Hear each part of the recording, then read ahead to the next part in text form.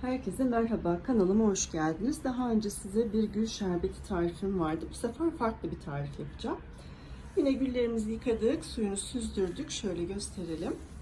Bundan biraz önce gül sirkesi yaptım. Kızım da gül şekerlemesi yaptı. Şimdi bu güllerimizi alıyoruz. 1 litrelik bir kavanoz bu. İçerisine koyuyoruz.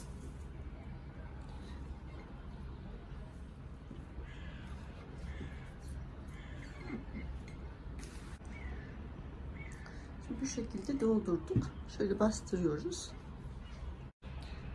Limon suyu, üzerine bol limon suyu koyacağız.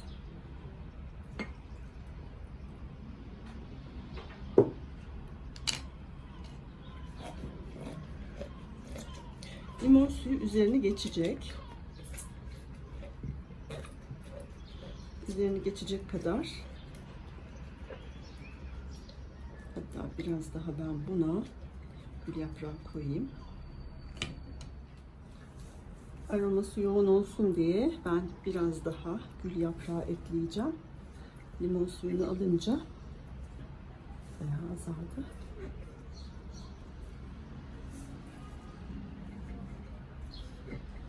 Yalnız yoksa dediğim ölçülerde de yapabilirsiniz. Burada önemli olan limon suyunun üstüne geçmesi. Böyle bastırdık.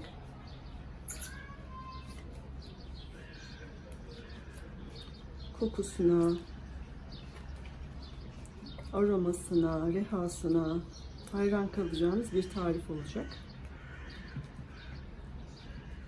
Evet, daha küçük bir kavanoz aldım. Bu 600 mililitrelik bir kavanoz.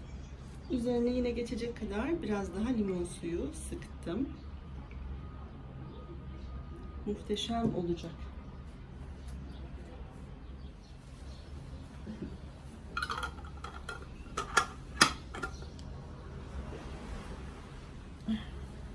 Evet. Şimdi bunu güneşe koyacağız. Bugün İstanbul yağmurlu. Güneşte 10 gün, 15 gün dinlendireceğiz ve mayalandıracağız. Beni buraya kadar izlediyseniz videolarımı beğenmeyi, küçücük de olsa bir yorum yazmayı unutmayın, olur mu?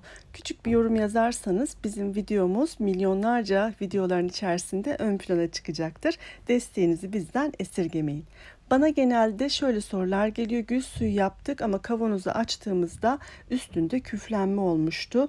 Neden oldu acaba diye. Çünkü gül yaprakları çok hafif olduğu için üzerinde havayla temas ettiği zaman orada küflenme olabiliyor. Küflenme olmaması için kavanozunuzu arada ters çevirmenizi tavsiye ediyorum. Böylelikle hiçbir şekilde küflenme olmayacaktır.